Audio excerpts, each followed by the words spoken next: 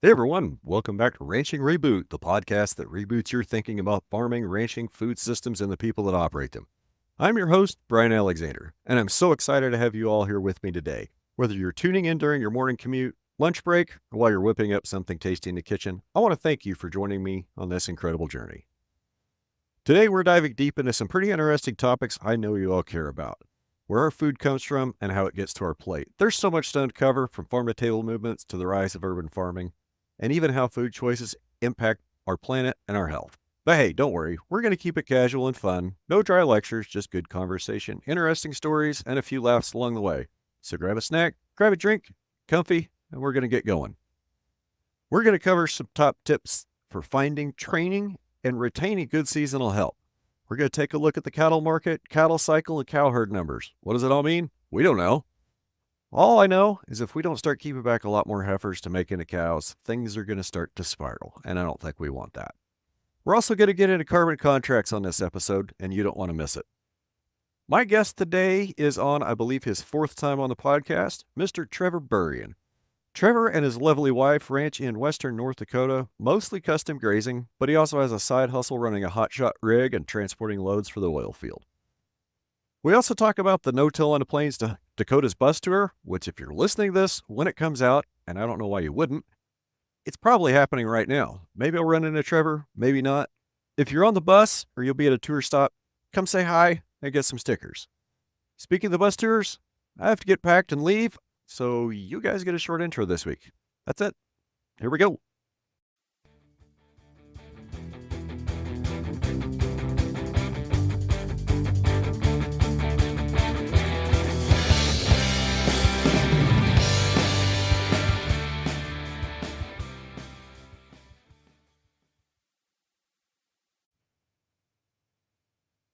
Hey, Trevor. What's going on, buddy?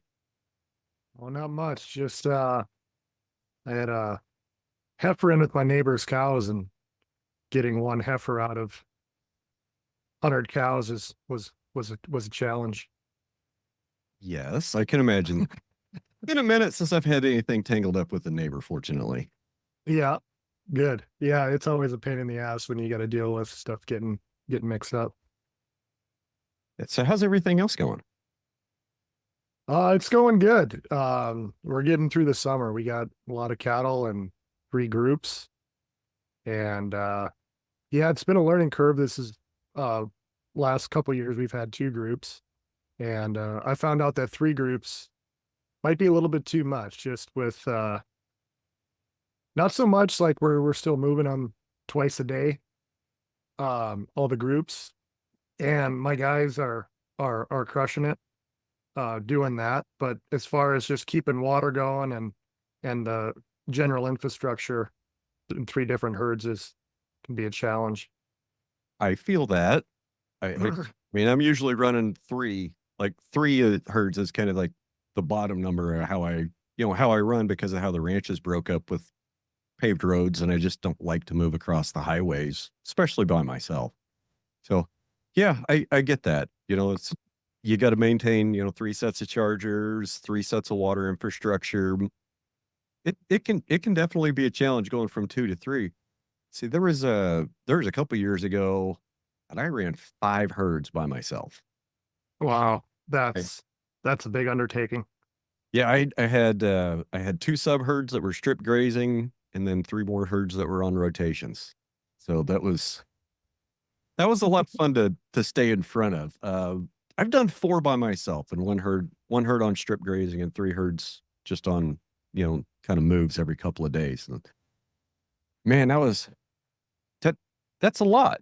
So you've got a couple guys working for you. Same guys come back from last year?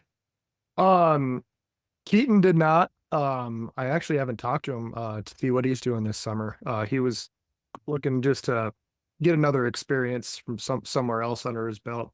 He did great last year, and uh, people don't remember last time we talked. Keaton worked for Brian also, and he came up and helped me last summer. He did great. And then Tim's back again, and he worked out here last summer, and he's a rock star when it comes to grazing and moving. So it's been awesome to have him back. And then his nephew who's I think 17, came up and helped him, and they're both doing a really good job getting a lot of stuff done. And yeah, if I didn't have them, I don't know what I'd do. Okay. Did you keep Tim over the winter? I did not. He went back to Texas and got another job over the winter. Okay. Okay. One of the questions that I've got written down here is, how's your help working out over the last couple of years since you've hired hands, and what are some of the lessons you've had from having employees, like lessons to share as far as training, infrastructure, machinery? Yeah, I've learned a lot. When we first talked, and it would have been, I think, December of 21, I was just doing everything myself on the place. And so it's been a one of the things with ranching for profit, one of the things you kind of get preached to you, if you want to scale, you got to hire people and take that labor burden off yourself to free yourself up to do the $100, $200 an hour jobs instead of doing the $20, $30 an hour jobs. Um, and so that's been a big adjustment. Um, I guess giving them, you got to spend time with them. You can't just bring them out here and kick them loose and expect them to know, especially, with polywire grazing. I was fortunate that Keaton had some experience with electric fence, not a lot of polywire, but Tim had done a lot of studying, on how to do polywire fencing. So he picked it up pretty quick.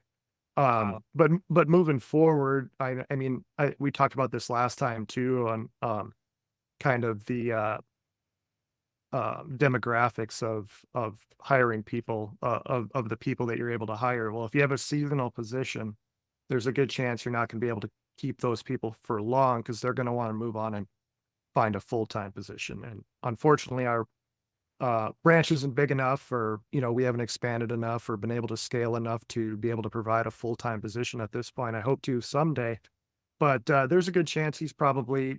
I hope I can get him back for one more year, but I also hope he can find a good job, and because I think you do a really good job at a grazing manager position for a bigger outfit. Um, but yeah, so that's going to be a challenge, and so next year I'm probably going to have to train in new hands in doing this, and hopefully I can find somebody with experience. But chances are it's probably going to be somebody that wants to learn. So you got to spend time with them to teach, and you know they'll probably pick it up after a few days to a week. But they're also coming onto the new property, and it like the back of your hand. If Right. they feel like they're just dropped into the middle of nowhere and they don't have landmarks, and they're just, it's a whole new world to them.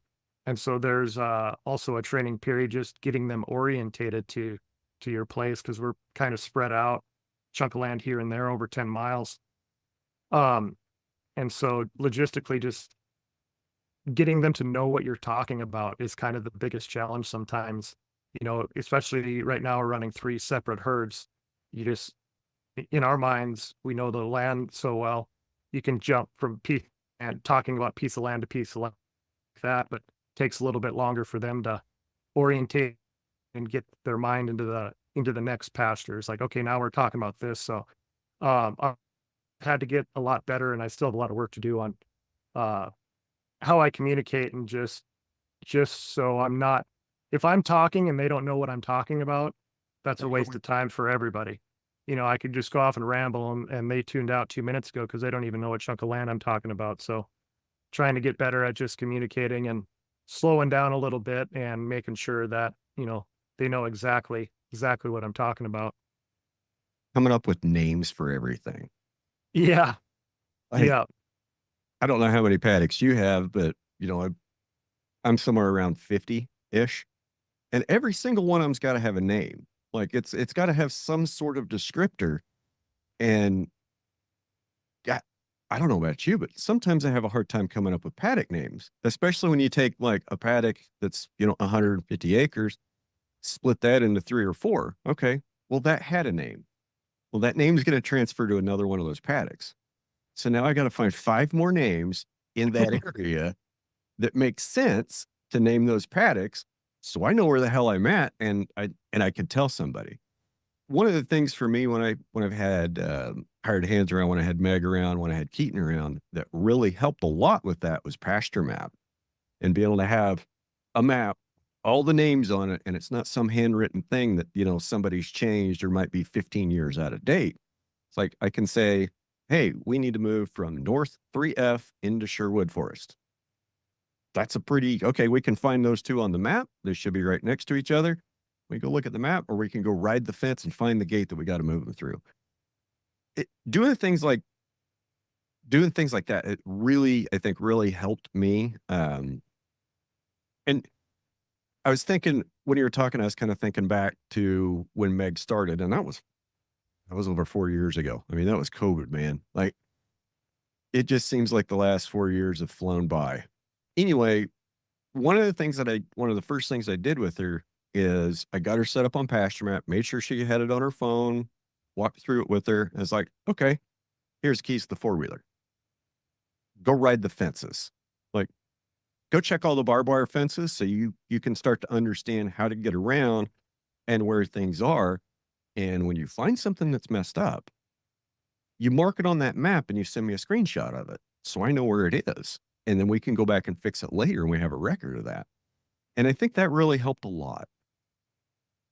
Yeah, I should probably we have pasture map, but we don't really use it. We just we use a lot of Google Earth and screenshot and draw on your phone where we're gonna move. But I think that would be helpful to my guys to have them all have pasture map and have on there where we have all the herds so they can kind of look at that. I think that's definitely something we need to implement and sign in a carbon contract with Grassroots. We just did that here a few months ago. Yeah, buddy. Um, and that's one of the things they require. So we got to do that anyway. But I think that'll be a helpful tool in the toolbox.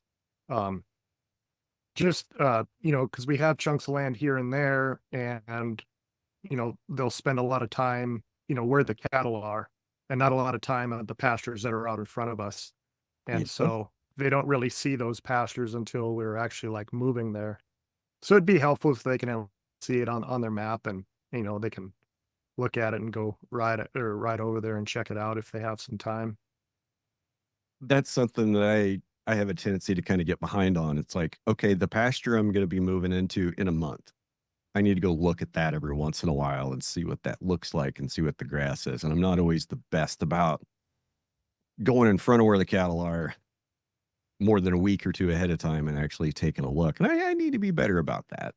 But I'm kind of if cattle are going in there next week, maybe we better go take a look at that fence sometime today, tomorrow. Yeah. Yeah, And it always kind of seems to be right before moving in there, we're fixing that stuff up. well, I try to get around a week before, make sure it's all picked up. I might not energize everything, but I try to get everything picked up at least a week or two beforehand, so I've got time to take care of problems.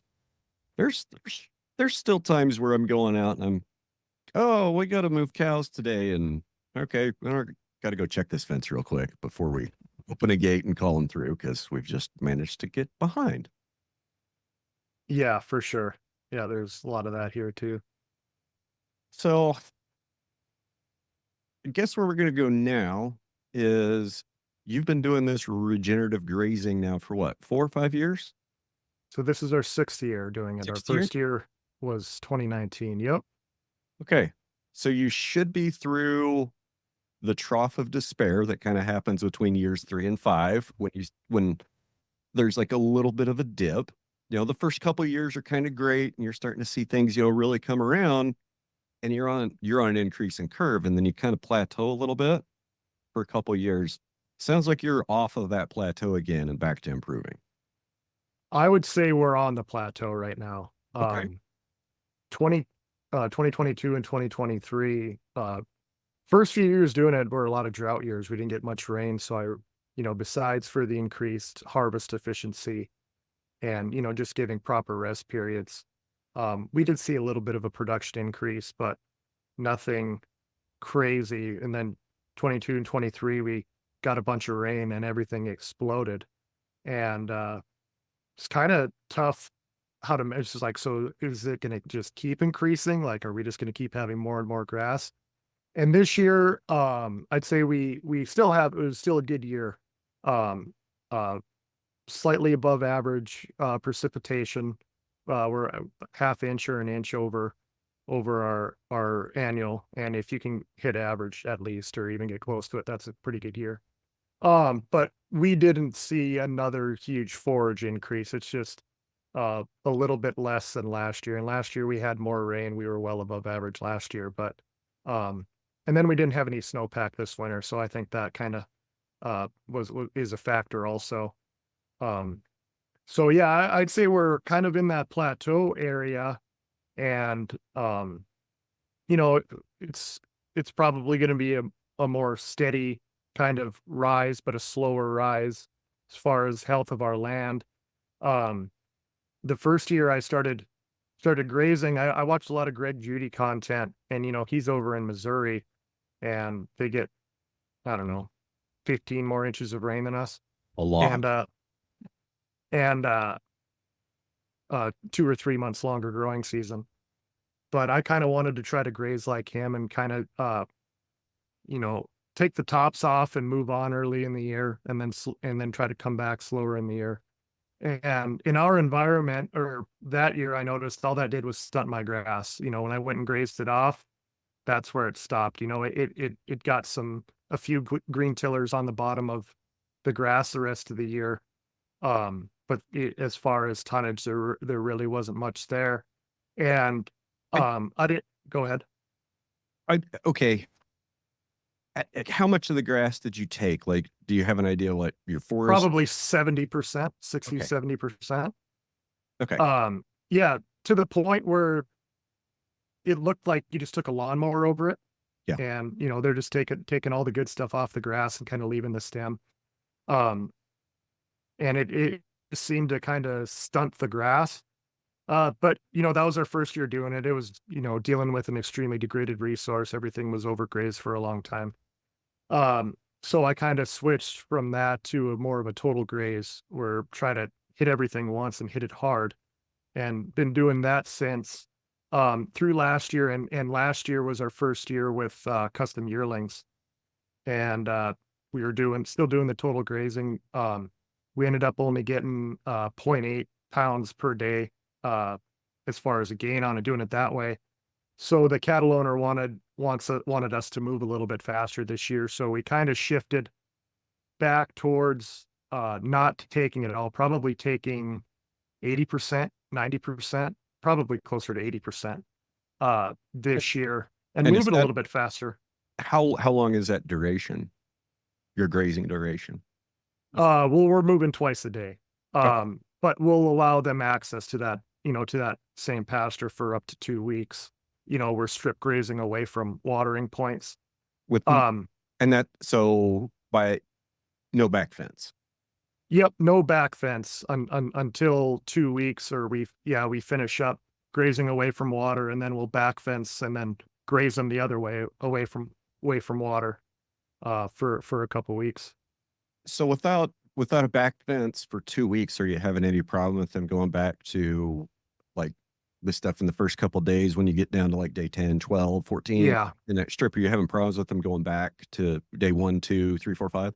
Yeah, especially, uh, early in the year, the grass grows faster, and when you get rain, yeah, there's a little bit, when you get towards the end of the 2 weeks, you do notice when they're out of grass in their paddock, instead of wandering around, they'll go back, and they'll be nipping on that regrowth, and that's usually a pretty good indicator. We gotta either put a back fence up, and leave a little water lane back to the water, or we gotta kick them out of some fresh pasture and back fence that out, because that's the number one thing I've found, that, I was talking about, if y in our context, grazing it early, you don't take it all.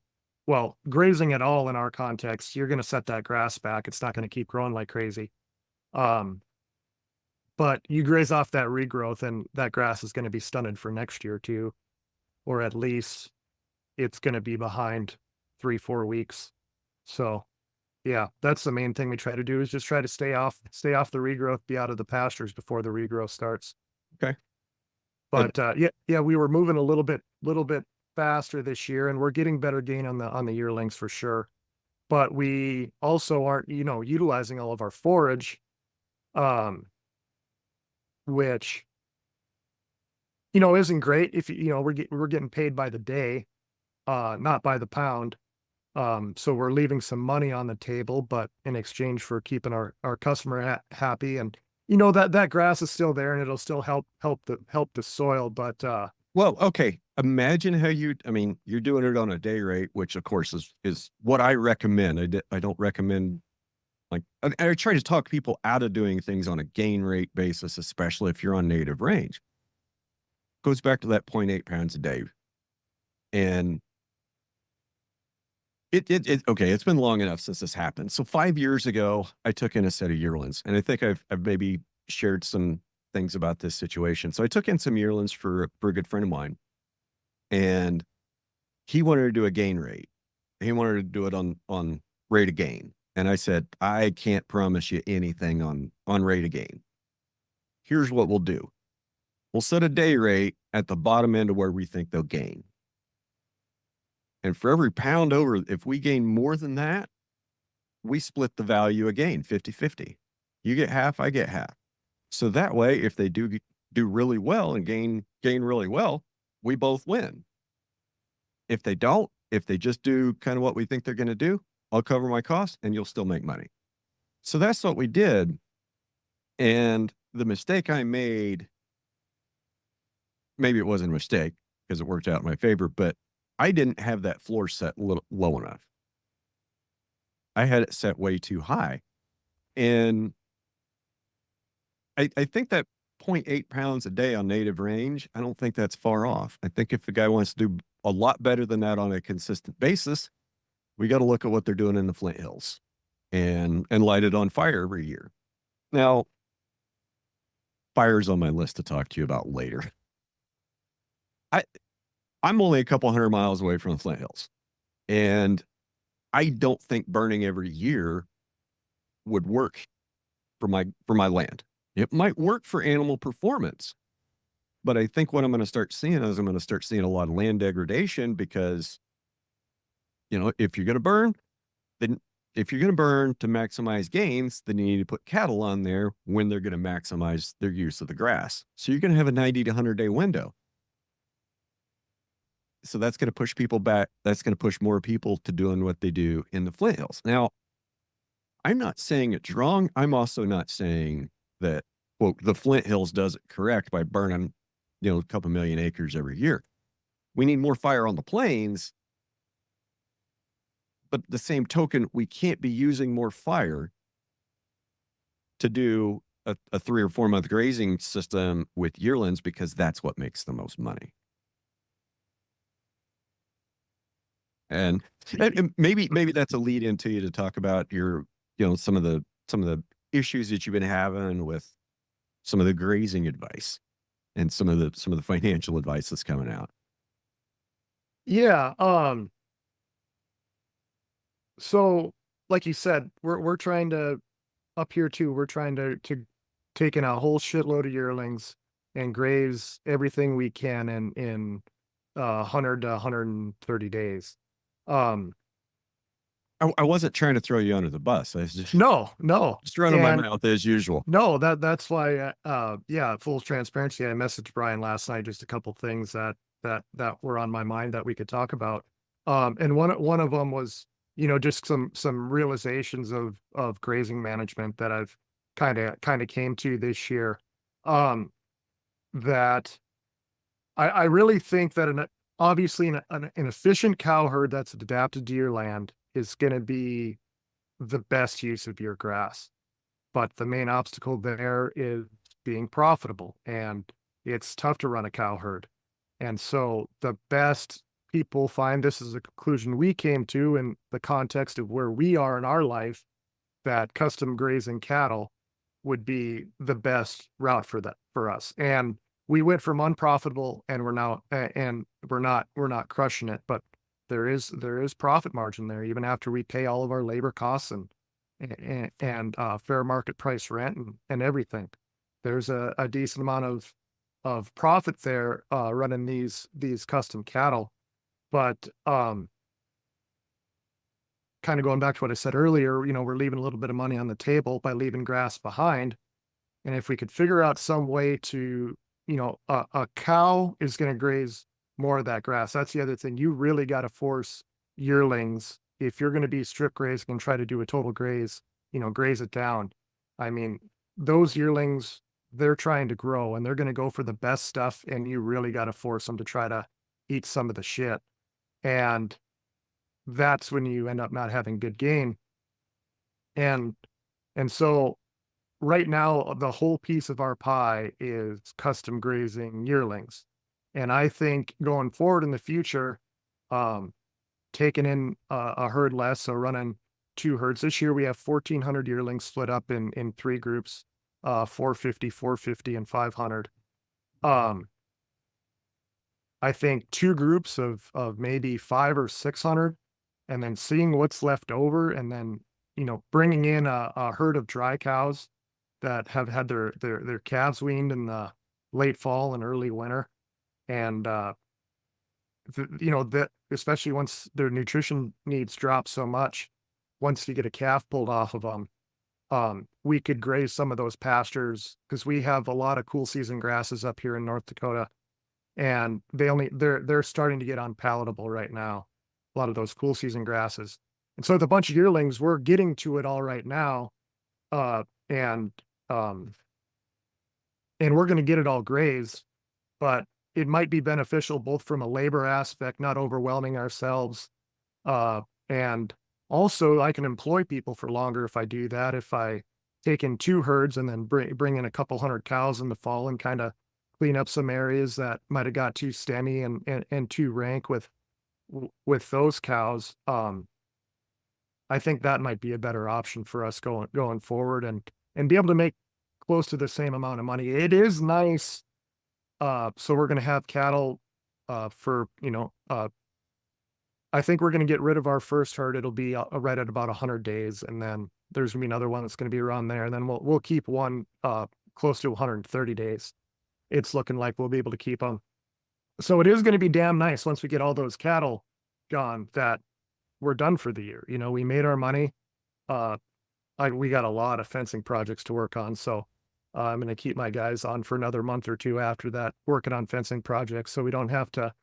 Uh, I think I mentioned this last time I were on how I realized we had a bunch of three wire barbed wire fences all over, and they're pretty good fences, but when you're running at high density, uh, They need to be stuff looked stuff at. starts squeezing through those, and it's tough to keep those wires tight. So we started tearing out all that stuff and putting in high tensile electric in a lot of those permanent fences. So we got a lot of that to do, and still a lot of our exterior fences are 3 wire barbed wire, and we're having to run poly wire offset, a foot or two from it, just to make sure they're not pushing on that fence because we don't trust them. So So there's a lot of projects we can work on. So yeah.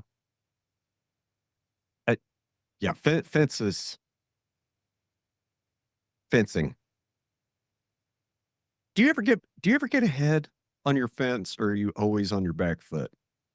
I've been thinking about that a lot. I was like, man, I started doing improvements here 5, 6 years ago, and it's like, I thought 2, 3 years we'd have everything. Then there just seems to be more and more stuff. And you know, uh, hopefully another 2, 3 years we'll have it set up pretty good where we're not running as many offsets and not as much poly wire. Um and to reduce labor a little bit. But yeah, right now it just seems like, man, every year there's just like 20 to $30,000 that we're spending every year to tear stuff out. That's labor and materials, everything included. It just seems like every year we're shelling out that money, and it does get a little bit better. Our infrastructure, and it for sure pays for itself over time. But yeah, it never seems to end. You're talking about taking out 3 wire barbed wire fences and putting in high tensile and going around some of your perimeter and doing offsets. And this is this is a mindset thing, and this is not a dig on you at all. Okay. So 15 years ago, when I got out of the military, I was start traveling around and looking at things with fresh eyes. You're like, yeah, that's an awful pretty fence on that ranch.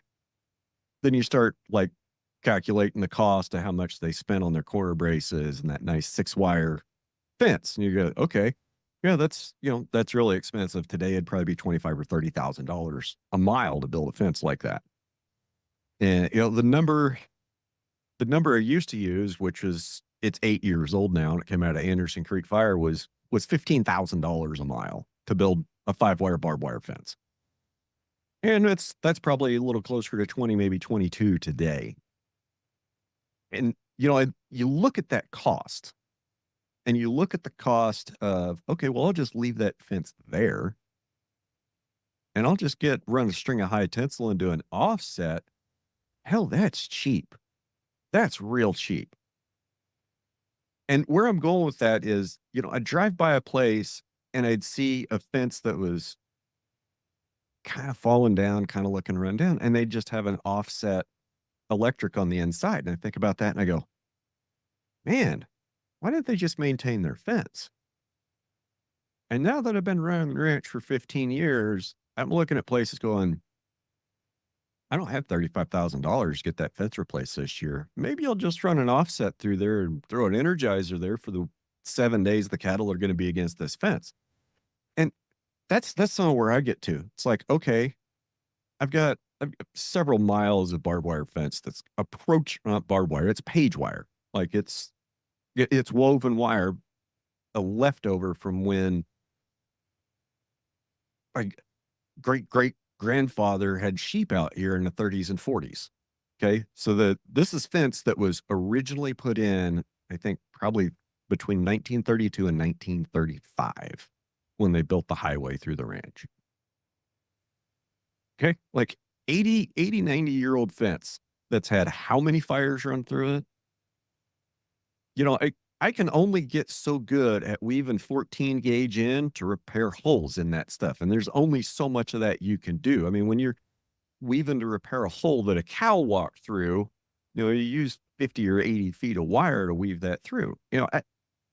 Okay, maybe I'm stupid for doing that, but that's the only way I know how.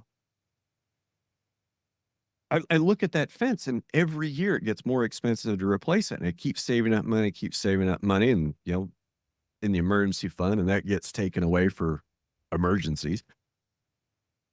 We'll get there one of these years, but I definitely see why a person would choose to run an offset, even though it doesn't look great. And kind of the mindset, and this was subject of a show a couple weeks back. I don't know if you heard the episode that just came out with Valerie Grimes or not. Yeah, that was great. It was actually pretty full transparency. Brian and I were supposed to do this podcast like 3 or 4 weeks ago, and I messaged him a couple days before. It's like I just feel overwhelmed. I'm not in a great headspace. Can we reschedule? And yeah, so that was a great podcast. That yeah gave me a lot of things to think about. And okay, on transparency, I'm still trying to work with Valerie to get a session scheduled. So I was talking about that, coming down the line, of how that affected me and what we're working on. Yeah, how'd we get off on that one? I'm not sure. We were talking about fencing, and you brought her up. Right, mindset. So Yep. when I look at a fence like that and see a fence that was kind of falling down, somebody just running an offset electric fence, what I used to think was, what a lazy rancher. What a lazy rancher to not maintain their fences and to just run an offset wire through there. Why couldn't they just pick that fence up and tighten it up a little bit? I get it now. But there is years of programming from previous generations. Well, if your fence doesn't look good, you're not a good rancher. You got to have an 8-inch hedge post, and you got to have a Triple H brace, and those wires got to be tight at every corner. It's got to look good. You know what, Trevor? I've been doing this now 18 years. I have never, ever, not even one time, had a cow stop me in the pasture and complain the fence wasn't straight, tell me the corner didn't look good. I mean, they'll tell you if the fence isn't tight enough because they'll be on the wrong side of it. But I've never had one complain that it wasn't straight or that it wasn't tight enough or that the corner didn't look good or it wasn't aesthetically pleasing. They Yeah, don't. for sure. They I don't. don't run my ranch to look good for the neighbors. I run my ranch to feed cows. Yeah. And like you said, were saying about the cost to redo a barbed wire fence and all of our barbed wire fences, they were good, but they, a lot of bad corners and stuff starting to, so I was probably looking at having to replace over the next 10, 15 years anyway. And then, yeah, you start looking at the cost of that. And it's, if you are able to put up single strand high tensile or even couple strands of high tensile, um, instead of $15,000 a mile, you're probably looking at $1,000 to $2,000 a mile. And so um, that's been a mindset shift that, you know, well, it was a mindset shift that all this needs to be redone. Um, but we're going to do it in a economical way and, um, may make my neighbors a little bit nervous, but my cattle got out a lot more when we weren't running electric fence compared to now. They rarely something has to go pretty wrong or a gate has to be left open or something for them to be out now. That's kind of about where I'm at. Gate failures on barbed wire fence are the most common reason to have cows out. I don't know if you saw it a couple months ago or maybe a month ago. There's a gate all the way up at the north end of the ranch. Okay. What do you call that wire that holds the gate stick to the corner? Do you call that a bail? Gate bail? Uh, yeah, gate loop. Okay. You ever have one of those fail, rust through, or just break? Oh yeah. Yeah. Yeah, or that or the gate stick snaps. Yep. Or if you're next to a main road, truck back through the gate, break the gate stick. Didn't even I realize you did it and drive off. haven't had Or that one. maybe they did, or maybe they did realize it to let anybody know. I haven't had anybody pull into the pasture or back up and hit a gate stick along a road. I have had people. I now that, oh man, just thinking about it makes me mad. On one of the dirt roads that goes through the ranch, the township road that goes south. So on one side of the road, I've got my bull pasture and it's got a cattle guard going in it. That's where I strip graze. It's set up for strip grazing generally. And then another half a mile down, I've got another cattle guard going to the other side, going to the east, going to another paddock. And within a span of like 3 months, I had 3 trucks come in and wipe out both cattle guards, and one of them took out a whole bunch of electric fence. So the guy calls me, right? And I've known him for literally 35 years. He calls me and he's like, "Yeah, I had to whip in there and turn around. I think I might have run over a little bit of fence, I'm sorry about your cattle guard. You know, I'm sorry about your cattle guard. I'll pay to fix it." Okay. So when I looked at it, like one whole side of the cattle guard was just, I mean, he ran over the truck. And you know what it's going to look like when it gets run over the truck. I mean, it's kind of flat and broke off. Well, and he'd gone out and instead of making a turn, going out and making a big turn to the right on top of the hill where it looks like there's kind of obvious and tire tracks already, he turned to the left and went directly through a fence, ran over it twice, and ended up taking about 250 yards of fence with him.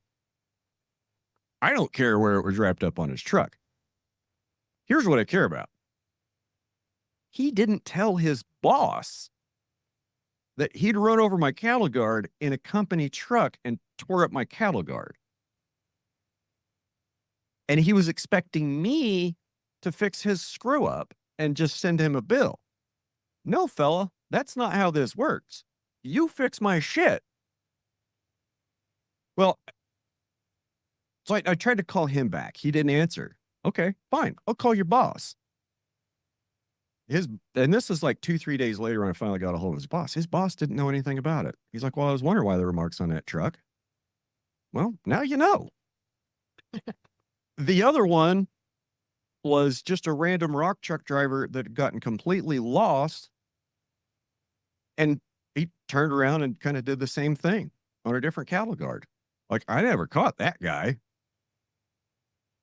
Oh, well. I mean, yeah, it's one of those things you just have to deal with every once in a while. People turning around your pasture, random people tearing your shit up. And it could even be a tourist. You ever caught anybody out on your ranch just taking a leak or walking their dog? No, not really. Hunter during hunting season, we've caught a lot of people, hunting where they shouldn't have been. But far as tourists, no, which is kind of surprising. We're kind of close to the Theodore Roosevelt National Parks, but and the Badlands. But yeah, I guess tourists don't usually come on this side of the highway, so we haven't had to deal with that. How about you? Every once in a while, not lately, but yeah, there's one I was just remembering. He was a half a mile south down the township road and a quarter mile down my pasture road. There was a man and his woman, and they had like a little beagle dog. I rolled up like, what can I help you? Oh yeah, just let my dog out to run for a minute and let him out to the bathroom. I said, do you know where you're at? And he just looked at me and said, you're on private property. You're at least a quarter mile off nearest public road. Oh, well, I just saw a trail and figured it was okay. Well, all right. I educated him on private property and trespassing. And said, well, I'm sorry. I'll get my dog and we'll go. And I said, that would be great. If look, if somebody stops and asks first, almost everything's okay. But when it's a surprise, I get a little upset. I do not like surprises. Now, you just mentioned something that it's very stressful and we don't think about it very often, but hunting season. During hunting season, approaching somebody that's on your land and not supposed to be there. That's a situation that should get your heart rate going real fast, because there's two ways that works out. Either it's an honest mistake and they'll be polite and they'll leave, or you're going to confront people that already know they're doing something wrong and they're carrying firearms. Yeah, for sure.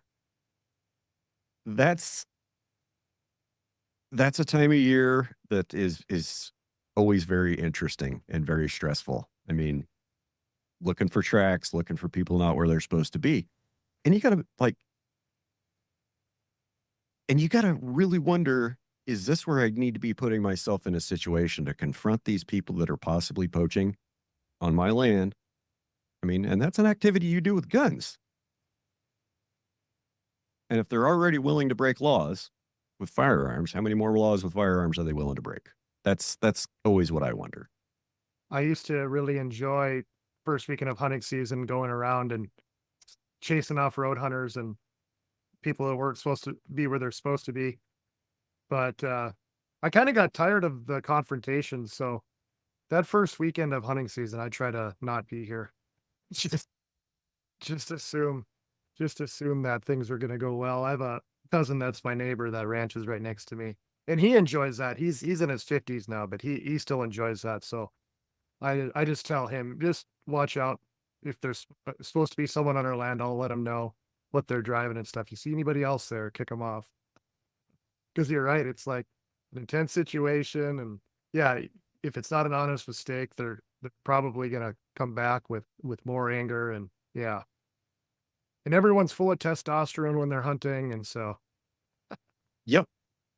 Yep. the primal act. Yep. Um, Oh, getting back to what we were talking about before, where you talking about grazing advice. So, in the ranching for profit curriculum, they don't. hey, I Mister. wouldn't say that.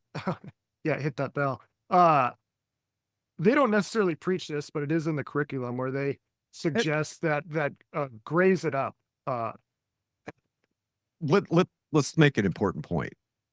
They don't encourage, like, they don't tell you what to do.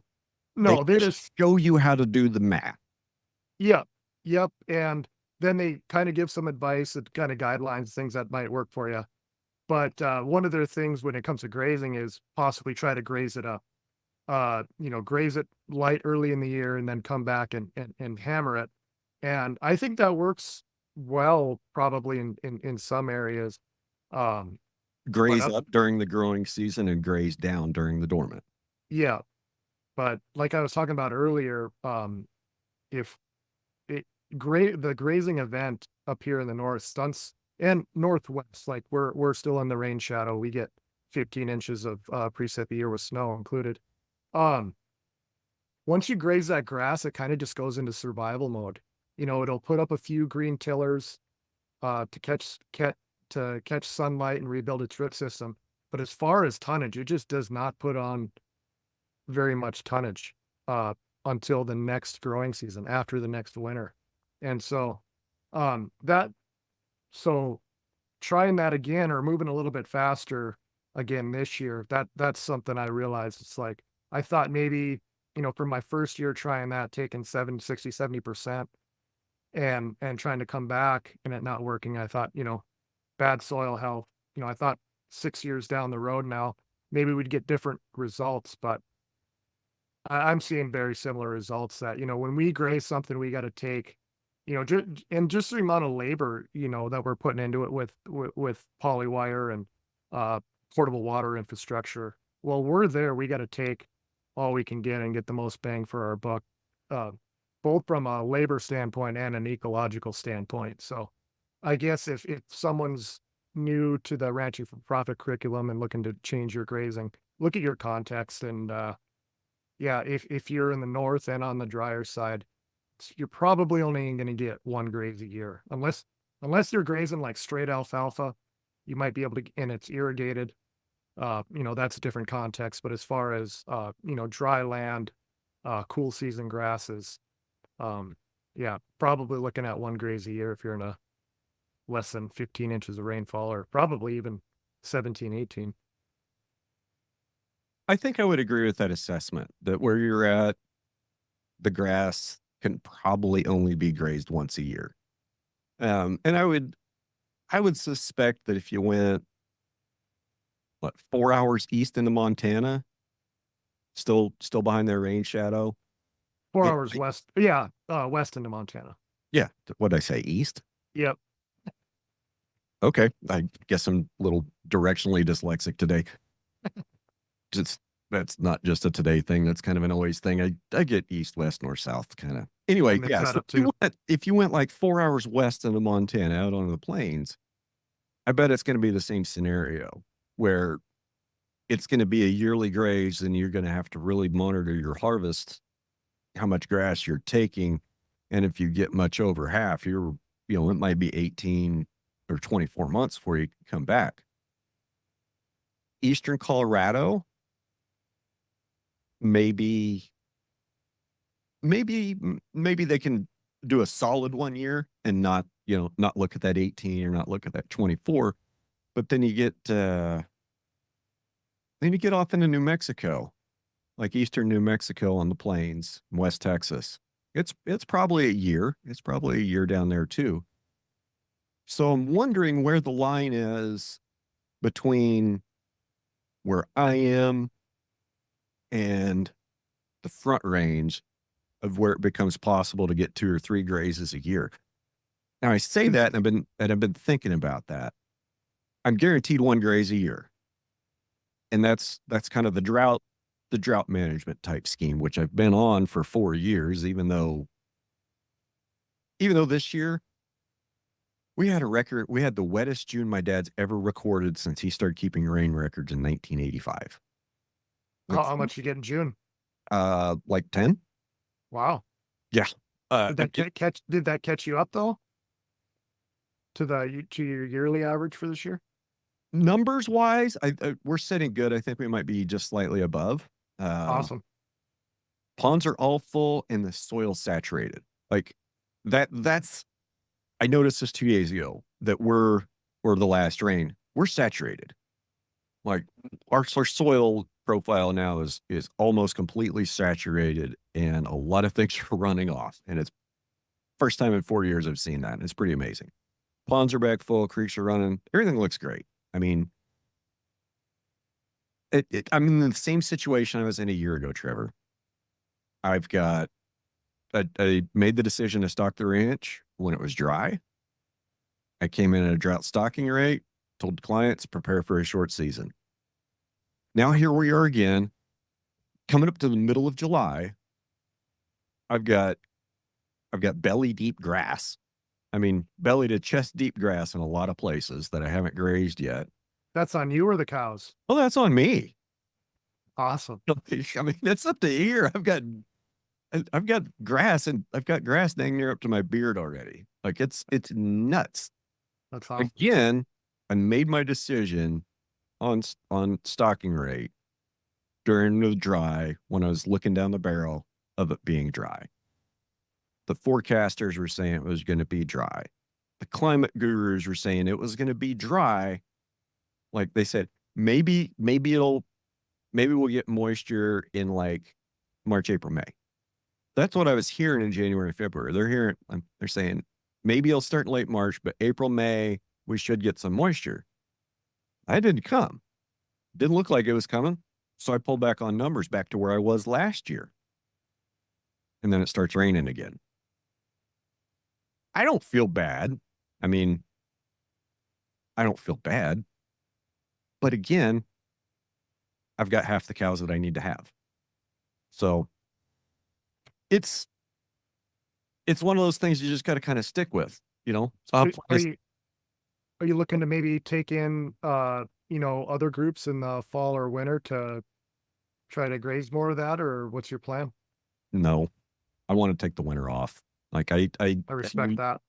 I need some time away from the ranch. I need some time away from cows. I need to get out of Barber County and spend some time out of here. It's time away, mental health break. It's coming, and I realize that I need it. And it's one of those things like you don't understand how much stress and pressure are building up inside your head that you can't deal with just because you can't get away. And as soon as you put it on the calendar, I'm taking vacation in November. It's like a lot of that lifts and starts to get better because that's something, I'm looking forward to that now. Yeah. What are you going to do? Have you decided yet? No, I've got a map up on the wall. The I found a website that's like the best driving roads in every state. So, what I got a new vehicle back in late winter. I don't think I've said anything about it on a podcast, but I traded in my Jeep, my Rubicon, for a Mercedes GLS. Is that like a SUV type thing? Yeah, it's 3 rows. It's the outside of it. It's about the same size as a Ford Explorer, but inside it's about the size of a Tahoe. It's huge. It's 3 full rows, and you can put 2 up front, 3 in the back seat, 3 adults in the back seat, and they've got plenty of room, and still put 2 kids or a couple of dogs in the back. Anyway, I got kind of the sporty version. It's got big, fat, wide, sticky 21-inch tires on it, 450 horsepower twin turbo V8. Need that. It's kind of sporty. So Good. I want to take it on some drives. I want to take it down some nice roads. There was when we got away last year in April, and we took a little vacation down to Broken Bow, Oklahoma. Mm-hmm. And for a couple of days, and we went up to Northwest Arkansas, I forget the town. A lot of cool roads in there, and we found a really cool road in eastern Oklahoma called the Tallahassee Scenic Byway. It goes from Tallahassee, Oklahoma to Mena, Arkansas. And it's an old road, and it kind of winds up on the top of one of the mountain ranges. And when we drove it last year, I think the whole 60 or 80 mile length of it, I think I saw like 5 other cars. Yeah. That's awesome. There's some roads that I want to go there's some roads I want to go look at, some places I want to go. And okay, so the plan is, so I have this big map on the wall. I need to take all these roads and put them on Google Earth. And I need to overlay where all my friends are. Cause like, I don't know if anybody knows this, but I am a map nerd. I love maps. And Same. I have a map on Google Earth where there's a pinpoint of almost everybody that I know or talk to or have really interacted with on social media. There's a lot of pins on it. So what I'm going to try to do is I'm going to try to connect dots with these awesome driving roads and plan a road trip around driving these roads and making some stops across the plains and the South to meet people that I've met, through Zoom or through the internet that don't really interact with much in person. I want to go see them. I want to go see some operations. I want to go have a fun road trip and drive some roads. See some Yeah. see some w- different country other than the Red Hills. Yeah. Well, if you make it north, let me know. I definitely need to get on more people's place too. I think that's one of my weaknesses is just like I learned about regenerative agriculture, regenerative grazing, and I just kind of dove into doing it. Like the act of doing it just off research I did on my own and a lot of phone calls and people that are already doing it. Um, and I probably could have saved myself some mistakes by going and visiting more places. And I still haven't visited nearly enough just because you just get so consumed by doing the actual stuff that yeah, sometimes it's hard to go take a look around at other places. So that's awesome.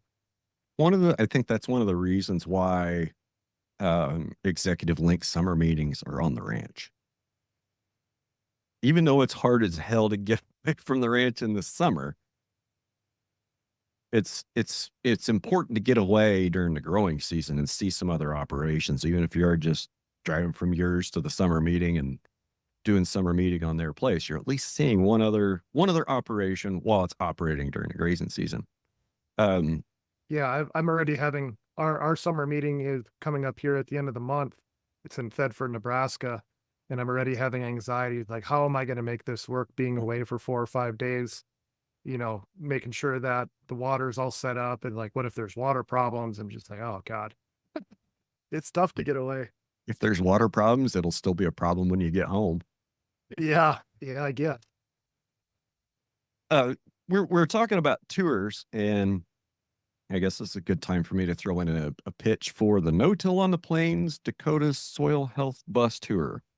It's actually coming up in like 2 weeks, July 29th, 30th, and 31st. Probably sold out, but I'm going to be on the tour. I don't know have you heard about this?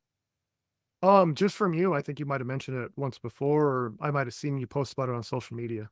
So we're going to leave, from Kearney, Nebraska, and we're going to stop at Rick Beaver's place in South Dakota on day 1. Day 2, we're going to hit Minokan Farm Mm-hmm.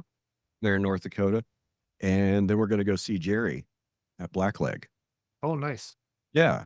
So that'll be the 30th. How far is Jerry's from you? Probably 2.5 hours. That's a little far just to drive for supper. I Yeah. mean, it'd be cool if you come down and crash supper at Jerry's on, Yeah. should Yeah, be, I'll see what I can do. Yeah.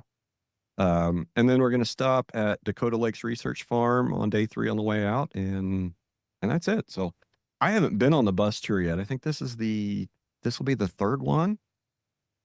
And I hear great things. So I will give it a shot this year. Yeah. Yeah, that's awesome. That'll be fun. Be cool to see at Jerry's, at least, Yeah. if you're there, I'll have somebody to gang up on him with. Yeah, I'll try to make it over. That'll be a couple days after we get back from Nebraska. So if I don't have any disasters going on, I'll try to make it over. It'd be awesome. Be awesome. Um, so we were kind of getting into, we kind of talked about some of the downfalls of grazing yearlings and, and how that fits in with, ranching for profit and the kind of the general advice. And I hesitate to call it advice because they're not telling you what they think.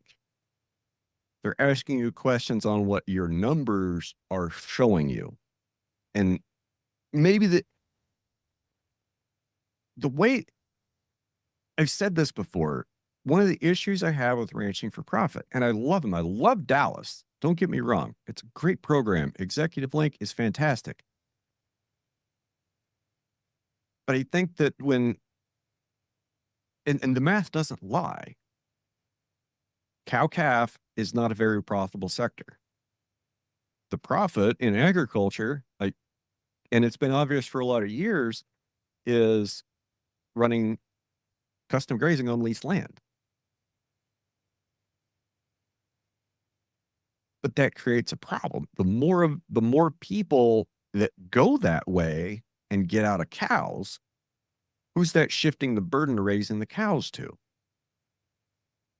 If the cow calf side of the business isn't profitable, guys like you and me get out of it like we have. And who's running those cow calf? Is it the guy with 20 on 2 acres in Georgia that feeds them hay all year because he doesn't grow grass and he's got a town job? Is that where all the cow calf producers are going? I mean, if the cow calf producer is basically going to become a hobbyist that has to subsidize cow calf production with a town job, the backgrounders and the feeders all get subsidized on the top end with, indirects with crop subsidies through, corn, ethanol, and things like that. Where does that leave the guys in the middle? Yeah, yeah, I don't know. And I've been doing a lot of thinking about that, like what I want to do in the future, or where we want to take our business. I would really love to try to make a cow herd work again, especially in our context. I'm not sure how to do that yet, but it also might just be a market play. I think this is probably the safest route, is to wait till the cattle cycle comes back up and there's a bunch more cows and prices drop, and buy in, and then ride the market up, and then you can make money 5-6 years down the road after you buy the herd, when the cattle cycle comes back around. And so I think I definitely like to do that at least. But man, I'd really like to just, from raising kids around, having the baby calves, and you definitely have more of a community when you have a cow calf herd. Your neighbor, you're all going to all your neighbors brandings and stuff, which is another burden, and has been nice to not have to go to as many brandings here the last couple of years. But it is kind of a community thing, and you do kind of feel left out of the community. So um yeah, there Yeah, it, when I drive by and I see my neighbors, they got a group of trailers up there on the hill, right? Like, all right, it's, late May or June or early July. You dirty bastard, you're working calves and you didn't even call me to come help. no, but it's a lot of my neighbors don't tell me, because I don't need any of their help for anything. So they're like, well, we don't want to ask you for help. But Exactly. because they can't return the favor. But and then circling back to ranching for profit, and um yeah, sometimes the numbers tell you that your cow herd isn't profitable. But if there's family involved, an older generation involved, and they're turning over management to you, and I'm not going to get too specific here, but this happened to one ranch that was in executive link. Um, Numbers were showing that custom, getting rid of their everything was paid for on their place. No debt. Um, Dad did a very good job of that. But the cow herd was kind of just breaking even every year, and now you're bringing in family um, to run the place, and the cow herd's profits, doesn't support that. Switch over to custom grazing. There's enough profit for a decent salaried position, and a little bit of profit on top of that. And so that's the direction that they chose. And the older generation that was not active in management but still owned everything was extremely unhappy with that decision. And it got so bad that they ended up leaving the ranch. And I've spent a lot of time pondering that, um, just the emotional attachment to the cow herd, right or wrong. But if the people that own the land, have that mindset that that's all part of it, and that's a deal breaker for them, that puts people in a pretty tough spot. And the Rancher for Profit has succession workshops and stuff. We're trying to get it all that figured out, and they tried that route too, and they just couldn't come to a conclusion. And yeah, the decision to sell the cow herd ended up being the reason why I think what main reason why they ended up having to leave. And I just think that you have to approach a lot of these things, especially in ranching for profit, when you're giving advice, with a lot more, I don't want to say delicacy, because the numbers are the numbers, but the final decision, everyone just has to be all in on it. And even if sometimes the numbers don't dictate it, there is just family ties that you don't want to sever over a business relationship. And there's just we just got to figure out ways to make cow calf more profitable.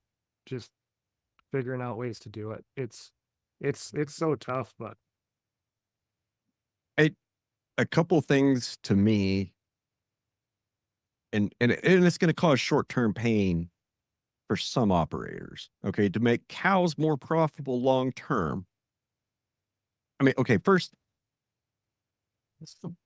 excuse me, you said something about the cattle cycle, and yeah, we're on the top side of it right now. Prices are great. There's a lot of talk about, okay, I've sold out at the top. Do I buy back in at the bottom? Which is a great plan. And I think I heard you kind of make, a comment alluding to that. Here's my concern. The mass sell-offs that we've had of cows the last 4 years, our cow herd number it's lower than it's been since 1960. I think we're under 57 million cows. And Hobbs and I were talking about this a couple months ago. Where's the point of critical mass for the cow herd? Like, and what I mean by that is the laws of supply and demand. As long as there's a good supply, there's a good demand. As long as they balance, they'll have prices. Okay, people aren't going to stop eating beef. Like, the demand for beef is going to carry on far into the future. So prices are going to stay high. Demand's going to stay high, which is going to keep prices high on the supply side. With the reduced number of cows, okay, and what's the reduction that we're talking about here? 4 or 5 million head. That's what we're short in the cow herd. We're short basically 4 to 5 million head in the cow herd of where we need to be in order for future growth. And I want to say that I've seen this coming for a long time, that there needed to be a large reduction in the amount of high input genetics in the cow herds. We're seeing a reduction in the cow herd. And whether that's the really ultra high input genetics that make cows weigh 1,800 pounds or not, I don't know. And I don't think anybody does. But those are the animals that need to cycle out of the system. Those are the animals that need to cycle out of the production system. And we need to have more cows that are a little smaller and a little more forage efficient. And so the number of that size animal that we would need to make beef demand is probably more like 65, 68 million cows. Okay. Because they're going to make, their progeny is going to be a little bit smaller, might be a little bit more feed efficient. Okay, I'm pulling crap out of my butt, but just say that they're the same feed efficient, but they're going to be a little bit smaller. They're going to finish just a few days quicker. There's too many cows in the world that don't make sense for the cattlemen. They require too high of inputs. Like, we think we're doing our cows a favor by giving them all the best shit, giving them all these supplements and propping them up. But what we're really doing is we're shooting ourselves in the foot for genetic health and diversity down the line. Because if these animals can't survive on a low energy natural diet, they're reliant on us to provide them with high energy feed. High energy feed that takes human labor and diesel fuel, petroleum filtered through, chemicals that come back as fertilizer, that come back as herbicide, that come back as pesticide. If our cow herd is reliant on high energy feed that can only be grown with a lot of labor and a lot of energy, as that labor and energy gets more expensive, it becomes vastly more expensive to feed those cows. Just like what you're running into the high cost of labor. I mean, labor is getting expensive and it's not getting any cheaper. I mean, labor never gets cheaper. So as we enter, costs are going to always continue to increase. And unless the cow herd, the US cow herd starts to move towards a lower input cow herd, I fear it's going to continue to shrink. What does that mean? It means continued high prices. That means you can't buy back in at the bottom because it's not a bottom. You think that's do you think that's going to be the case, or because it hasn't been this low since 1960, but generally the cattle cycle is when the herd sizes went up and down and prices is kind of correlated. But you think we're at such a point that it either going to take a really long time for the cattle cycle to reverse, or we might just be in a totally different type of environment now. I think we're in a different environment. I think the cattle cycle, the quote cattle cycle that we all think we have a general understanding of, I think is broken. I think I think COVID broke it, and I don't think we've figured it out yet. Interesting. Yeah. Yeah, I don't have an argument against that. Yeah, it's you very well could be right. And I don't really have a whole lot. I don't have much more to support it. But I think the takeaway that I want anybody listening to this to have, and tell your friends, tell your neighbors, like, be very aware of the cattle cycle because things may stay high for the foreseeable future before they come down and we see the downside of the cattle cycle. And then that's why I say that I think the cattle cycle is breaking. And maybe I'm wrong. Maybe I'm wrong. I hope I'm wrong. And we do rebuild up to, 60, 61 million with some lower input animals and reduce the cost, start reducing that average cost to keep. But I don't see it. Yeah, yeah, I probably echo that. So I kind of think that, I mentioned that we kind of feel like we're at a plateau. I feel like we're more or less kind of maxed out on custom grazing. The amount of money we can make doing it, and I mean, we might be able to run a few more hundred head uh, someday. But as far as generally, there's not $100,000 swing left in it. Um, have you thought about owning some of the cattle, like, in a yearling context, to try to bring in another 50, $100 a head by owning the cattle? Um, No, because the math scares me. Like, and the way that the traders on the board can basically destroy the value overnight of animals that you have and have put money into. I'm I'm scared to try to take the swing on that home run Yeah, because I'd rather take the second base hit. I'd rather take the two base bunt every year than swing for the fences like that. that's funny. That's funny you said that. I've been using that analogy a lot. Uh, we have an oil field business as well, kind of a service business doing some spraying and mowing and trucking and stuff. And getting into ranching for profit, uh, all the advice is pour gasoline on that to try to, um, make some land payments that we have work and try to hit home runs.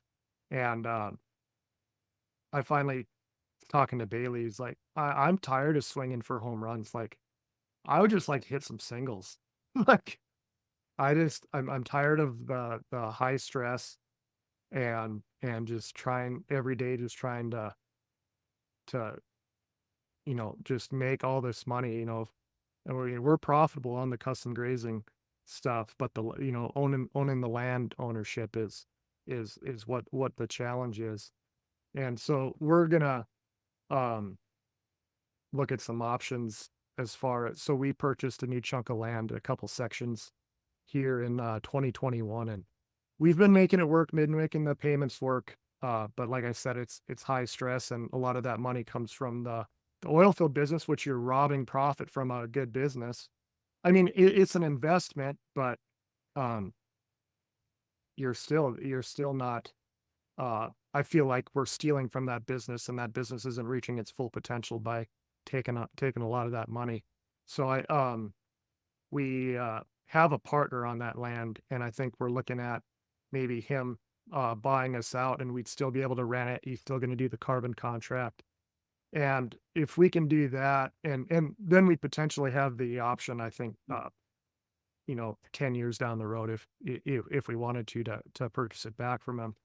But I think that's the way we're leaning. Because yeah, we just need to hit some singles and doubles instead of trying to make this work. And I think that's going to take a whole bunch of pressure off of us, and really serve our business instead of being always so strapped for cash. And we have two profitable businesses bringing in money, but it's like cash flow is always an issue because all of our money is going towards interest and principal to for land payments. Yeah. And circling back to I guess talking about cattle ownership, and kind of plateauing with the custom grazing. I'm real scared about that too. Is like it kind of feels like you're playing in a rigged system, especially if you just jump into it and try to buy some yearlings and put some gain on them, and just like not knowing how to time the market correctly. Um, and even if I buy 1,000 head, I mean, I'm playing against feedlots and other people that are buying 10, 20,000 head. And you got to be really smart and know what you're doing when you're doing that. And I'm making it a point this winter to try to go to a Wally Olson school just to kind of learn more about it, because that is, if I could learn that and get good at that, that is another way we can, add some revenue and stuff by potentially owning some of these cattle. But yeah, like you, it scares the hell out of me. You know, the volumes that I'd be dealing in be, let's just say 10 pot loads. I could probably run 10 pot loads of yearlings. No problem. I mean, if I really sat down and did the math, you get closer right now. Let's just say 10. And there's say, I'd need to make like $6 on each one of them. Okay. That'd be a nice little paycheck. You're going to be competing against guys that have a calculated $1.23 profit on that cow, on that animal, because they bought their inputs a year ago. They've got them sitting in a bin somewhere. They know exactly how much they cost. They know what their yardage is going to be. They know what all their costs are down to the penny. They know what their death loss is going to be, down to the 10th of a percent, because they've been doing this for 10 years. You're competing against that. You're competing against guys that are going to move 100 times your volume for for a small percentage of a profit margin, but they're making it up on volume. And that's what we just can't match. Yeah. That being said, though, there are people doing it and making money running, buying the cattle right, and whether they're putting in a feedlot or they have their own feedlot, and over the winter then put them out on grass and then selling them in the fall. There are people that make consistent good money doing that. So there is a way to do it. But like you said, getting into it is very, very intimidating. And then you're dealing with you. I mean, you buy 1,000 yearlings right now. That's what, over $2 million. Yeah. It doesn't take you take a 2-3% loss on that. I mean, that's a lot. Yeah, you take a And 3% death loss on $2 million, paying 9%. Yeah. I mean, it's intimidating. You know, But that's an option we're going to look at going into the future too to try to make some more money. But yeah, it's intimidating. well, that's a situation where either you're going to go out and you're going to buy all of them yourself by putting your eyeballs on them in the barn, or you better have an order buyer that you trust with your life. For sure.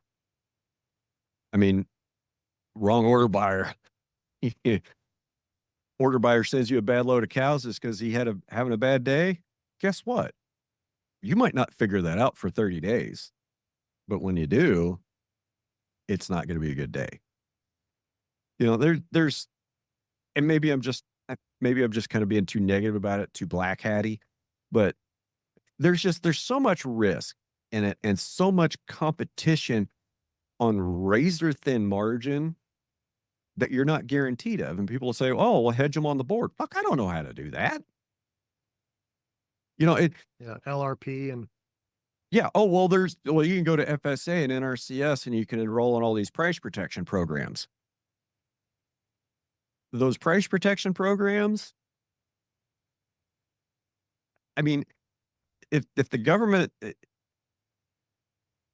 I, I'll just be honest, I don't know how they work. But when the government comes in and says, well, if the price goes down, we'll compensate you. That if you can't look at the cattle market and understand it's completely fraudulent and manipulated, right? There's so much manipulation going on with price from the big Wall Street traders, hedging things on the board. I just don't understand how it works. I don't understand how it works, and I don't understand all the ways that it can screw me, which is so I don't mess with it. mhm. You know, when people start talking about cost to gain instead of cost to keep, like I don't care about gain. Gain is not my business. Like gain has never been my business. I mean, it really it should be because that's what we're doing. We're converting sunlight to grass to pounds of beef. But I don't worry about gains because there's not much I can do to affect it. I'm not gonna. What am I going to do? Change the ration? Add more corn? Like that's not how grazing works. I mean,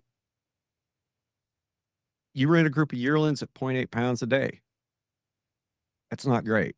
I ran a group at like right there, like 3/4 to 0.8 pounds a day.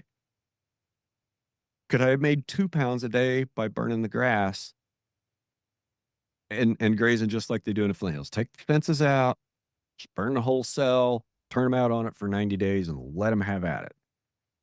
When you do that, they're going to always, every day for those 90 days, be eating brand new regrowth.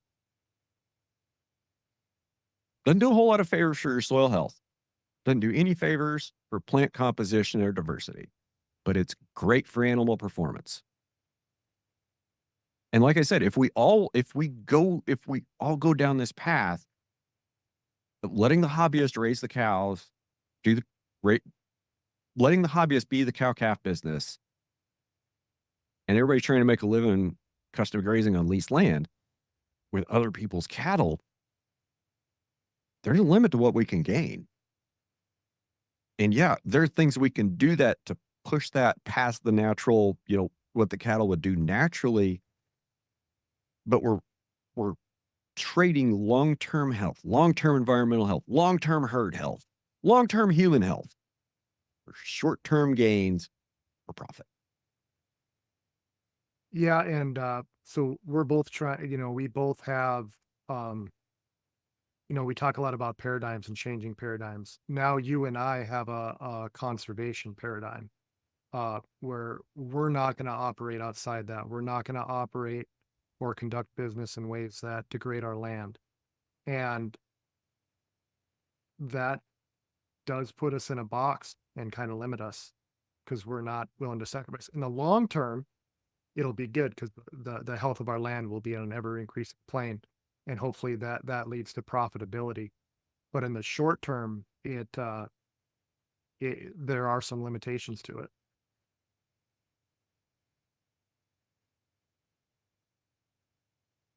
And one of those, I mean, limitations. Yeah. Um, In the way that, like, you know, let's say we do a rate of gain deal.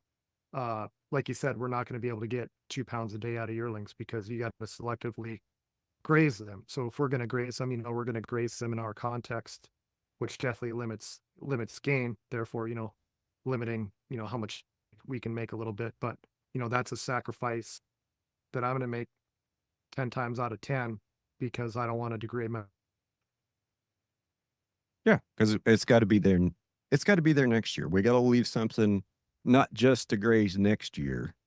We got to. I mean, you got to leave something for your daughters to enjoy. Yeah, exactly. You know,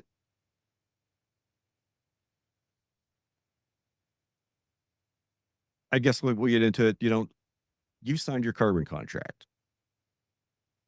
I have one. And what management changes has that really driven? What mindset changes has that really driven? I can't really Uh, say. yeah, I, go ahead. I don't think it's really changed a whole lot for me. Like maybe it's made me leave a tool in a toolbox a little longer. Like specifically fire. I was a year ago, I was thinking about burning quite a bit of the ranch. As I was watching it dry up over the winter and get dry and dry, it's like, okay, maybe we'll pull back on some of that. Was it the right call? I don't know. I made it. I see other ranches that burned right around when I was, you know, right when we were going to do it. Their grass looks fine. So I probably would have been okay. Um, but that was just a decision I made, like, okay, maybe I shouldn't burn because I want to make sure I have the stockpile grass. Yeah, and I sure hope that carbon deal works out good, and it can be a decent source of income because then that makes up some of the limitations we have by non-selectively grazing, when it comes to gain. That can kind of make up that other piece of the pie, and then that's an advantage that we have that people that operate more conventionally, they don't have that. Well, I mean, they could if they just make a few changes. What, Yeah. grassrootscarbon.com/reboot? You probably have one of those links too, don't you? Yep. That's how I got signed up. Yep. Yep. You want to talk about like how do you feel about grassroots? Like the whole process. Have they been out to They're measure? coming out in they're coming out in August Okay. to do the measurements. I talked to, I think, 3 different companies. The other 2 companies I talked to, um, one of them was trying to just sell. They're like, "Okay, you sign this and you're gonna get paid this, but then we want you to reseed a bunch of your pastures, and then we want you to spread 5 pounds of fertilizer per acre."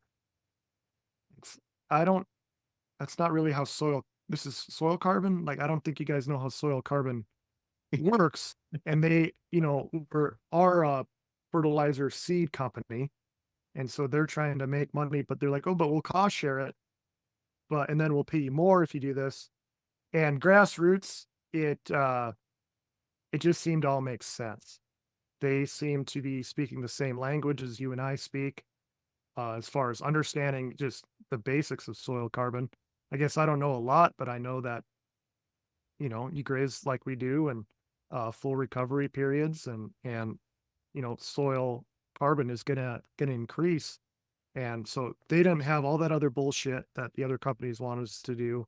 And it's just um, you know, you have to manage within uh they call it the standard. And so have a pretty decent rotation program. And I think the most important thing is they want is rest periods, because I think that's where most the carbon is sequestered is in the rest period, when those plants get their solar panels back up and repair the root system. And so that's their biggest thing. And so we don't have to change our management at all. We're already managing in that context. So it was a good fit. And then we didn't have to spend a whole bunch of money or worry about reseeding, all that. I just thought that was crazy. Yeah. Yeah. That's. I think I know the company name you're referring to. Message me later. Just tell me who it was. See if I'm right. But yeah, that just seems like one of those things. Like, okay, we want you to do this, this, and that. It's like private equity buying Red Lobster. And then a company called Thai Union came in and invested in that private equity firm. What is Thai Union's main business? They sell shrimp. So they told Red Lobster, you're going to do an unlimited shrimp promotion. And you're going to buy our shrimp from us at the price we tell you that you're going to buy it from. And you're going to sell it in your restaurant for like $20 for unlimited shrimp, all you can eat. It's going to bring people in. Going to bring people into the restaurants. It's going to generate traffic. We'll all bank money. What happened? Thai Union sold a whole bunch of shrimp. Red Lobster's bankrupt because their restaurant owners were not making money. Subway? You guys still have your Subway in your town? Yep, we do. Let's see if it's still there in 4 or 5 years. Yeah, yeah, they've kind of taken a downturn here, just even from the quality that I used to love Subway. Yeah, 15 years ago, it was great. I mean, it was the best place. It was one of the best places to eat in town 15 years ago. But they're still using the same ingredients they were using 15 years ago. And they've got an abusive agreement with their franchisees. Wow, how do we get off onto here? We were talking about uh, Grassroots and other companies and private equity coming in and buying. Yeah.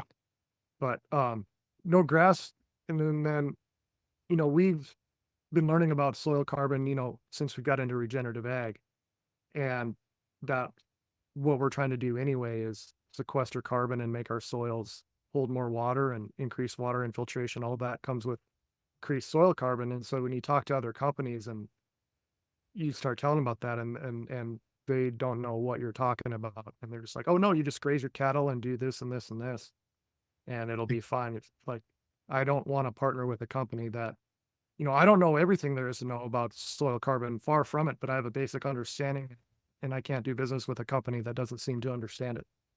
Right. Like that knows less. Like if you know less about soil carbon than I do, don't try to tell me you're going to buy carbon credits off my ranch. Like if you don't, like if you got to understand the mechanism, like the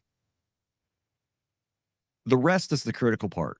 Like, and I think that's what these companies are going to be looking for when they're going back and looking at your grazing plans is how long did you keep cattle off of this grass so that grass can complete its entire growing cycle, leaves, stem, seeds, root reserve. The root reserve is what we're after. When that plant takes the sugars and when it's going dormant and takes the sugars out of the leaves and out of the seeds and puts them down in the roots. Sugar is carbon. That's what we're doing, like full maturity of plants. But the trick is you can't just let those plants grow on their own without being grazed, because then that leads to habitat degradation. It goes backwards. So properly grazing your grass, take about half of it, leave, make sure that grass has plenty of time to recover, complete its growth cycle, including root reserve, or it gets grazed again. And then we're building our organic matter. We're building our soil organic matter, water holding capacity, and carbon.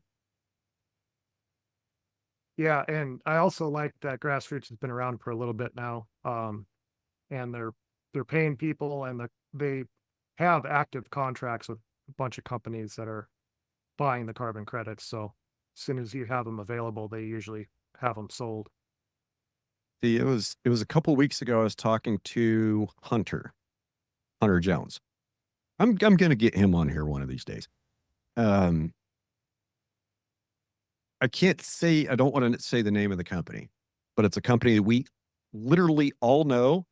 And there's probably at least 10 things in everybody's house that this company makes. Okay. He said that this company is decided to stop investing in almost every other kind of carbon credit because there's no deliverable. And they've really they've pulled money out of other carbon investments to stuff it into Grassroots to increase their buy from Grassroots carbon. It's also cheaper to sequester carbon than But well, grazing. Yeah, that too. for them. I think my pay rate last year was 23.62.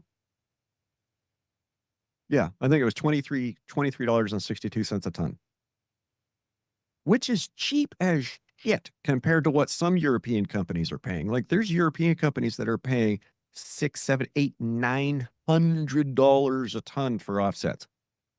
Like, hey, just bring some of that this way. No kidding. I mean, and in all honesty, okay, so my dad's been talking about carbon sequestration and energy flows for over 20 years. And it's the marketplace that we lacked. It's the marketplace, it's the verification. Known for years that well-managed grasslands sequester carbon. We didn't know how much. We didn't know why it worked. Now we do. And now we do. And it's an interesting time to be because prices are only going to go up, and prices had to be around $20 to $25 a ton in order to make it work because of the sampling cost, because of the verification cost. The math just doesn't work at credit price below $20 a ton. But when it goes to $30, it starts to look really good. And if it hits $40 a ton, Trevor, like when Reed calls you and sends you the Google Doc, you're going to freak out. You're going to look at what the number they're sending you this year is going to be. And from the math that's on that page, you can figure out how much they're going to send you next year. So it's not like the first check you get, it's not that great because they take out the measuring and verification cost first year. Okay, fine. Still should be a decent number. But the second year will be even better. And I think I hope we're about ready to hit the skateboard ramp on carbon price. I really do. Because man, if it goes to 30 or 35, that's a total game changer for a lot of people that already have a contract. From your initial test, so what they do, they come out and if people don't know, come out and measure your soil carbon. I think they said they're gonna measure every 20 acres or something. Um, I- but anyway, they get a baseline reading on your soil carbon, and then 5 years later they'll come back and sample it again to get your actuals. In the meantime, they give you an estimate, a low, pretty safe estimate of what your land should be able to sequester. What was that low estimate, or what was that estimate that they gave you per acre? 1.33. That's awesome. Yep. So that's my pay rate is 1.3. Yeah. Yeah, And that's great. I was hoping that we can get around one. Yeah, because like they you asked, said, they start actually doing some math. estimated me at 1 3/4, but they're leaving that almost Yeah. that half ton buffer as a 10% holdback, which you get all those back on year 5. Yep. Like if your year 5 sample, if your ending samples come back at least the same or better of where you were in the beginning, you get all that buffer back. Like 10% a year that they save back for buffer, you get all that back in year 5 at year 5 price.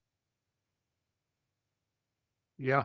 Yeah. If we can do 1 ton an acre, I mean that's the lease payment on the whole place just from.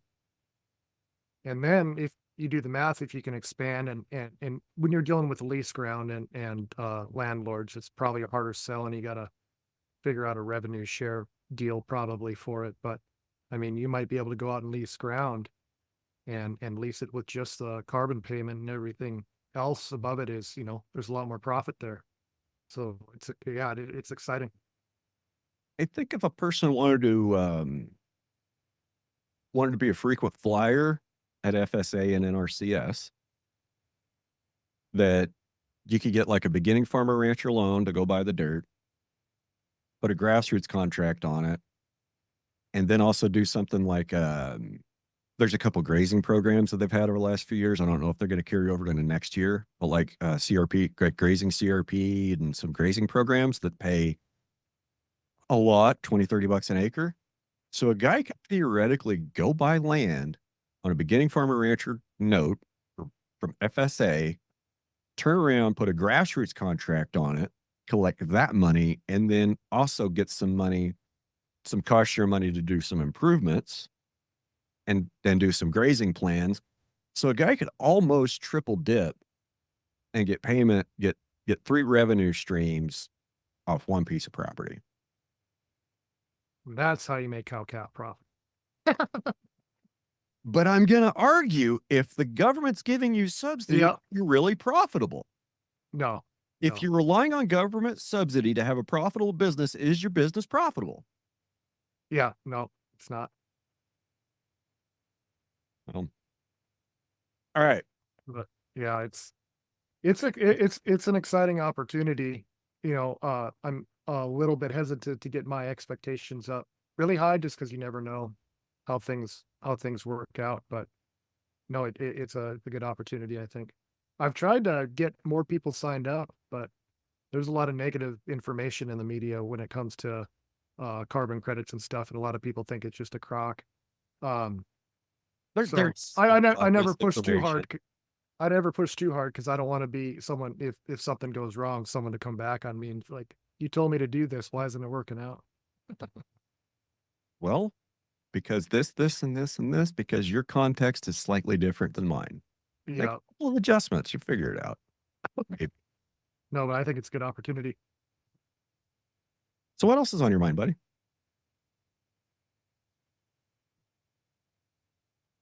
Just trying to make it through the 120 days here, just every day, just because like I said, it's a big undertaking, and then we got the other business too. So I got 7 guys working for me total right now, which isn't, there's people that have a lot more than that, but yeah, one of the things, ranching for profit scales to reduce your labor force.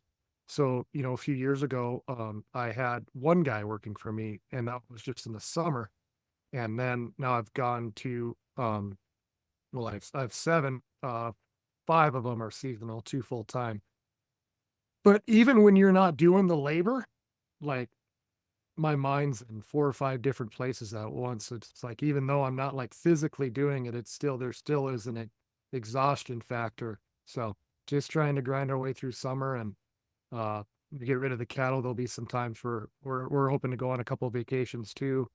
Um in late September, we're gonna go up to drive through Montana, probably stop at my buddy Gage Iverson's place in Winnett, Montana, and then go up to Glacier.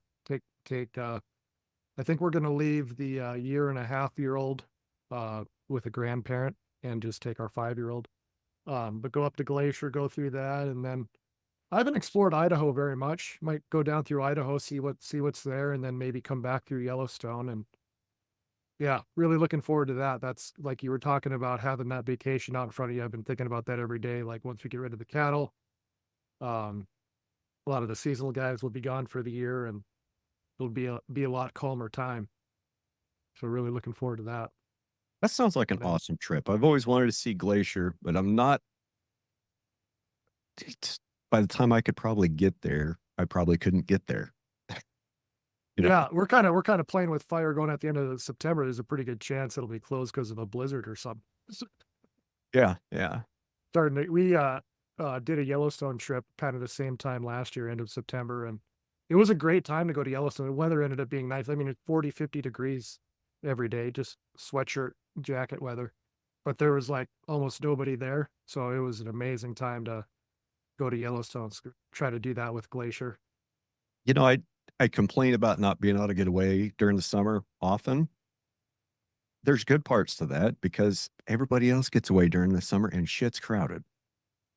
I mean, if you're kind of on the rump season, which, if you're kind of doing cow stuff, you get maybe a couple weeks at the beginning. like right before everybody else's crazy summer season. You get a couple weeks there at the beginning and you get a couple weeks at the end.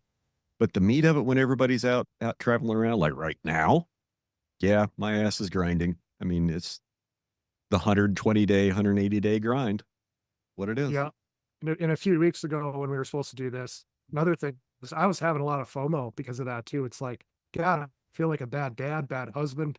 Everyone else's family is going out to the lake doing stuff, and you know, my wife and kids can get away, but I just can't. I can't just because, especially on the weekends. My guys don't work on the weekends. You know, Yeah.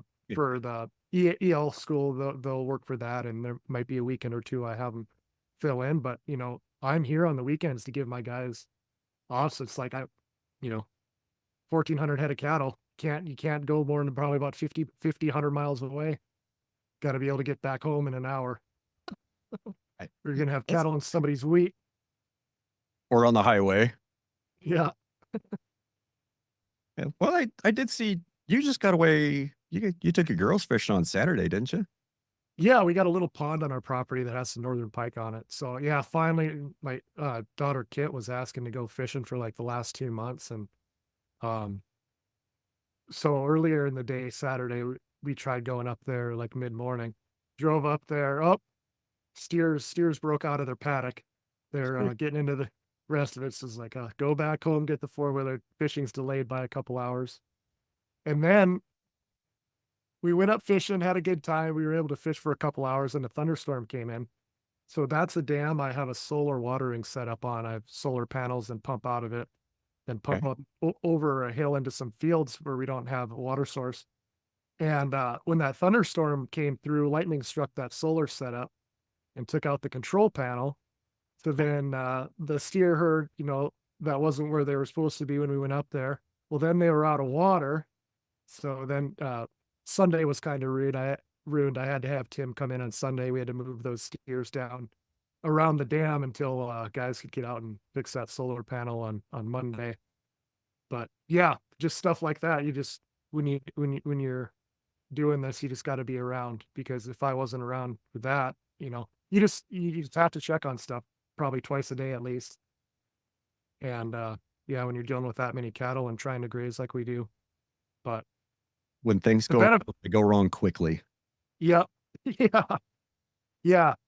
That's the thing. I never really have like, oh, you got a yearling out. Today, I was still confused in that one yearling that was in with my neighbors, how there was just one in there. Because usually if there's one out, the whole 450, 500 head are out. It's not just one out. Yep. Well, I don't know when the heck that thing could have crawled in there, or why it would have, because that group was never out. And now they're a mile away from that cow herd. So I doubt that one crawled out and walked away from the herd a mile and crawled through two fences to get in. So I guess it's just one of those cattle mysteries that we'll never know the answer to. Sometimes I think that I think they do crazy shit when we're not looking. Yeah.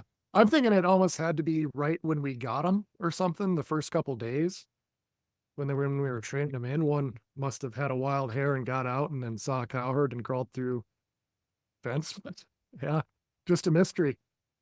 Because we did have the steers, we had oil field guys leave a gate open that were coming in. We have some oil wells that we do not own the mineral rights to on our land.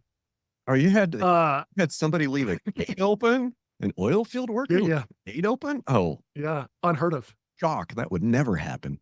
Yeah, so one morning we had the whole herd of 450 steers on the road, and it was up next to that cow herd where we had that heifer in. So when she called me, I was like, "Are you sure it's not a steer? Because that would have made sense, a steer crawling in there." But nope, it was from the group of heifers. So yeah, one of those mysteries I guess I'll never figure out. Guess so. Well, we need to get out of here, man. Been at it almost 2 hours. You got anything Yeah, to leave us with? no, just I really like that podcast that you did last, talking about mental health. It's important, and I've had my struggles, and it's just as long as you're working towards something, find something to look forward to. And yeah, we're all grinding this time of year, so it'll be slow down season here soon enough, and I guess we'll sleep and rest then. Sleep when you're dead. I'm looking forward to hoodie weather. Oh, me too. This is finally our, I guess, first real hot weather we have over 90 all summer. So we've been lucky, but we're dealing with it this week. It's even going to get up to close to 100 tomorrow. So We've been in the feel like I'm in Kansas. we've been in the low 90s for a few days. We're heading back to the hundreds for another week. So Oof. I'll be thinking of you. hey, the grass needs that heat. Grass will do good in that heat. We got plenty of rain. I'm not scared. Perfect. Yeah. So when it's 97 here, I'll think at least it's not 105 in Kansas. Yep. All right, Trevor. I sure appreciate your time, bud. All right. Good talking to you, Brian. Have a good day. Yep. Gang, we'll see you.